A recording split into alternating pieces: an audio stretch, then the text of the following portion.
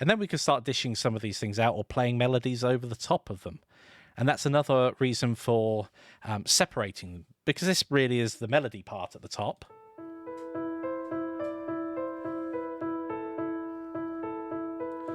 So you can have that playing along and having maybe... Well, let's try it. Let's have this playing, and let's go and grab some brass or some strings, something deep.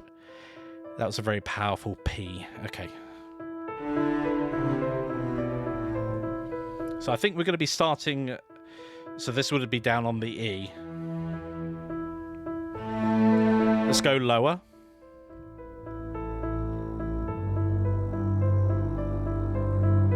And now we don't have the bass part of the piano kind of in the way. We can experiment with different instrumentation.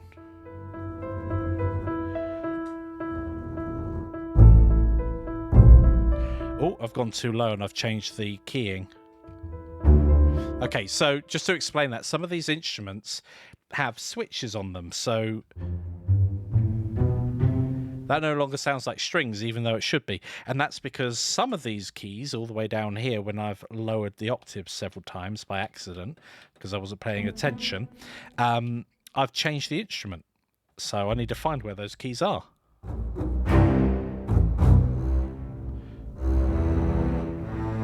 It's this set here, or if I go up a level, if I tap and hold, it stays. Okay, so I think that's the one I want.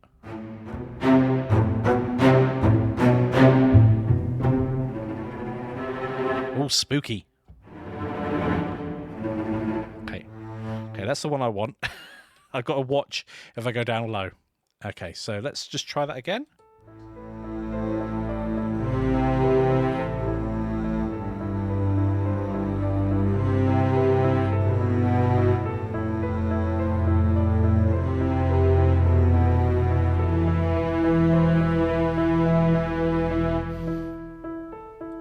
So you can see how you can build things up. And this is an approach I often take when it comes to any musical production, is how can I build things up to maybe a grand place and then just drop back down again and build up again.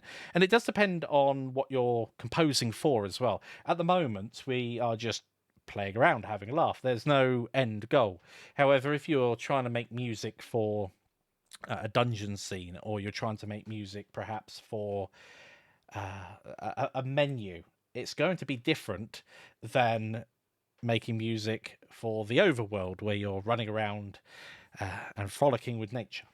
So this is one of the things to take into consideration. So I'm going to play around with, I mentioned a clarinet earlier, Mansa, so let's play with a clarinet and just see if we can put something. Let's do the lower piano as well.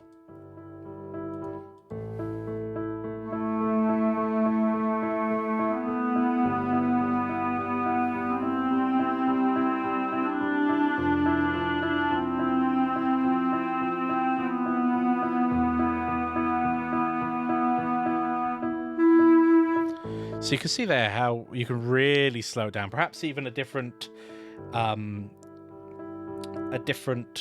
set of notes, but similar to the ones before. So you're almost mirroring, repeating, almost like a call and response.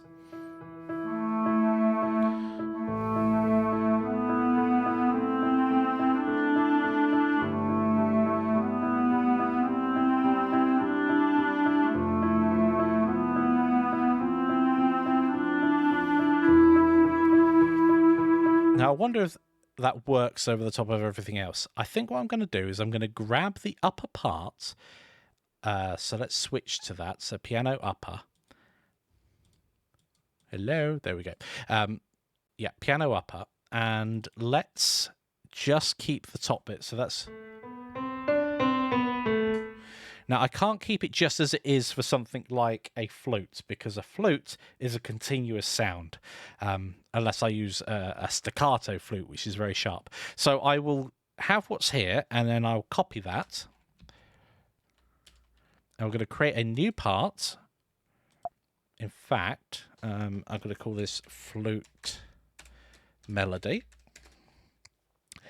And let's come out. Let's go back to Let's go back to the upper part, and what I can do here is I can select this, like so, and copy it, and then I can go to that flute part. It's just here. Oh, that doesn't switch to it. Interesting. I'll leave this bit on the side. I saw it earlier and I was wondering, oh, could I use that? No, I'll leave it for now. Then I can paste that in, and then I can come into it. We don't want the bottom bit all the time, that bit we're always returning to, and we don't want all the notes to be this long. It's a bit more tidying up than I thought it was going to be, so give me a moment. Da, da, da, da. Ya, da, da. And because this repeats itself, I can probably, and I will need to move this to the flute part in a second, so I can grab what we have here. I need to remember what the shortcut key is for select everything. I thought it was shift. Oh dear. Oh, there we go. That's for zooming in, and that's for selecting. Okay, perfect. So now I've got that. If I hold down shift, it will copy across in this program. There we go. And then I just need to sort out these last bits here. That's gone really chunky in the vertical axis. I kind of like it. I dig it. Da-dun, and it goes up like so. Now this is in the wrong part at the moment. This is being played on the piano. We want to see how it sounds on the flute. It might need to actually be a bit higher as well for the flute. So let's cut that and paste it over to the flutes. And let's see how this sounds when put together. So we're going to have to do a bit of arranging now. We've got our parts separately. And what we can do is we can start basically pasting them in. So we can draw these parts. So there's piano lower. And then we've got another one here. That's not snapping at the moment. Let's turn snapping on to the bar. There we go. Perfect. So this will repeat that pattern 4 times. And I'm going to zoom out ever so slightly so we can see it. And then the flute melody. Let's see how it sounds on top.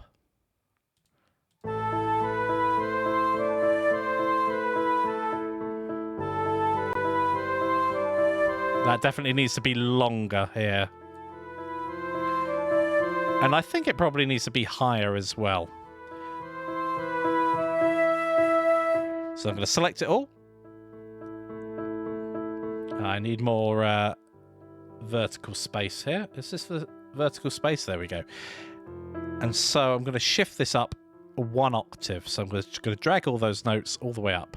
Just play that again. This might be a bit shrill, so I'll get ready to turn it down. Instruments like the flutes, they pierce a lot of the orchestra. So I'm going to turn it down before I play it, actually, and then and we'll turn it up if it needs it.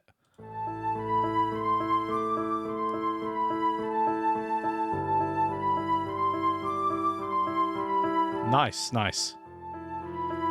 And then let's perhaps play with that clarinet from earlier.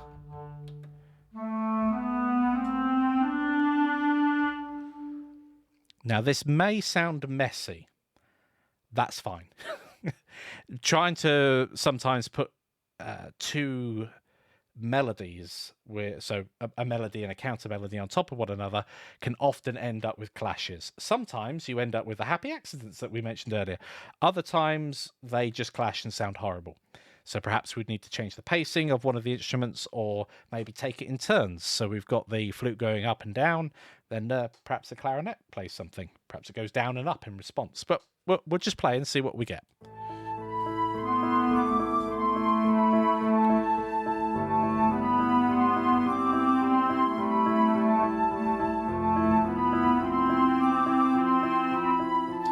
Yeah, I think there's not space in here for the flute and the clarinet with what I'm playing at the moment to actually have space. So I'm going to remove that middle bit, and then we'll work out something at the end here that they can play together in unison. And then we'll play around with some other instrumentation as well.